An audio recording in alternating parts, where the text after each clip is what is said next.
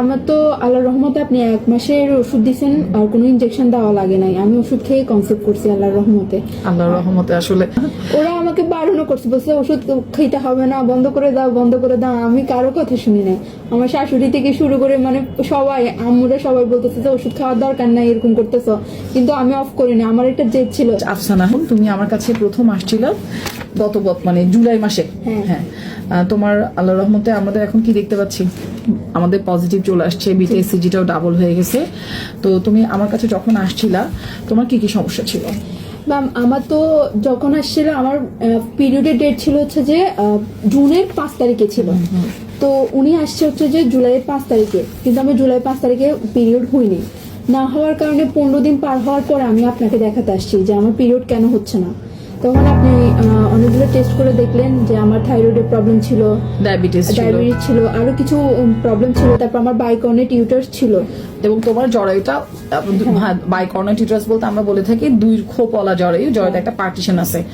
আচ্ছা, তাছাড়া তোমার পিসিওএস প্রবলেমটাও ছিল এবং তোমার হরমোনটা বেশ বাড়তি ছিল এবং তোমার ওভুলেশন হতো না, ডিম ছাড়া হতো, যে কারণে মাসিকটা অনিয়ম ছিল।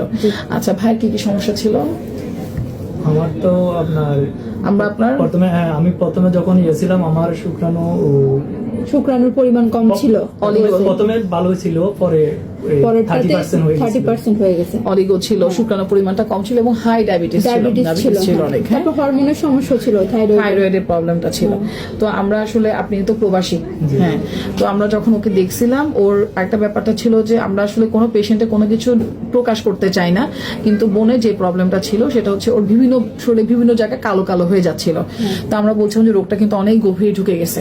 একটা অনেক সুন্দর একটা মেয়ে মাশাআল্লাহ, কিন্তু আমরা বলছিলাম যে কেন এমনটা হচ্ছে, কারণ সে জানতো না যে অবাঞ্ছিত চুল উঠতেছে বা বিভিন্ন জায়গায় কালো কালো হয়ে যাচ্ছে বা ওজন বাড়তি হয়ে যাচ্ছে, এবং সবগুলোর সাথে পিসিওএস এর একটা সম্পর্কটা ছিল, যে কারণে আমাদের ডায়াবেটিস, থাইরয়েড, হরমোন বিভিন্ন যে জটিলতাগুলো তৈরি হয় সবগুলো কিন্তু হয়ে গেছিল, তাই না বোন? তো আমাদের আসলে কয় মাসের চিকিৎসা প্রয়োজন হচ্ছে? ম্যাম আমার তো আল্লাহর রহমতে আপনি 1 মাসের ওষুধ দিয়েছেন আর কোনো ইনজেকশন দেওয়া লাগে নাই। আমি ওষুধ খেয়ে কনসেপ্ট করছি আল্লাহর রহমতে। আল্লাহর রহমতে আসলে আমি তো তোমাকে বলবো যে বেশি বেশি ভাগ্যবান, তাই না?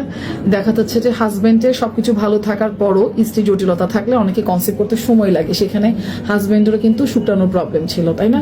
বেশি ভাগ্যবান আলহামদুলিল্লাহ। তো আমাদের এখন আমরা তোমার কথাটা আমরা রেকর্ড করতেছি, কারণ আমাদের অনেক পেশেন্ট থাকে, অনেকে হয়তো মনে করে যে 1 মাসের চিকিৎসাতে আসলে সফল হওয়া যায় কিনা। আসলে এখানে কোনো ম্যাজিক নাই, এটা সম্পূর্ণ আল্লাহর রহমত এবং রোগটা ধরতে পারাটা আসলে কি সমস্যা, এবং কারো ক্ষেত্রে ওষুধটা খুব দ্রুত কাজ করা বা কারো ক্ষেত্রে কাজ করা না। অনেকগুলো ওষুধ দিয়েছিলাম, কষ্ট হয়েছে খাইতে না? অনেক কষ্ট হয়েছে, আমার তো পুরো বমি হচ্ছিল, মাথা ঘোরাচ্ছিল, আমি কোনো কাজই করতে পারছি না। আমি কি বলছিলাম, হাজবেন্ড অল্প সময় থাকি, একটু কষ্ট করো, তোমার জন্য তো বিদেশে কষ্ট করে, এখন তুমি একটু কষ্ট করে বলছিলাম না? ওরা আমাকে বারণও করছে, বলছে ওষুধ খেতে হবে না, বন্ধ করে দাও বন্ধ করে দাও। আমি কারো কথা শুনি নাই।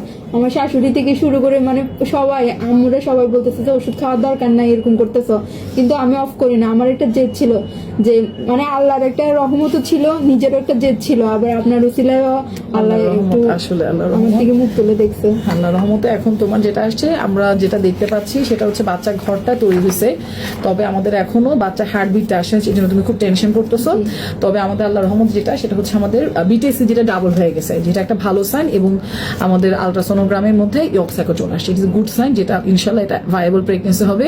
আর যেহেতু বাইকর্নেট ইউটারাস, যেহেতু তোমার ডায়াবেটিস আছে এবং তোমার থাইরয়েডের সমস্যা আছে এবং সাথে প্রেশার বাড়ার ঝুঁকি আছে, তো এটা একটা হাই রিস্ক প্রেগনেন্সি। তো আমরা ইনশাল্লাহ সবকিছু শিখাই দিব, আল্লাহ যেন তোমার রাস্তাটা সহজ করে দেয়।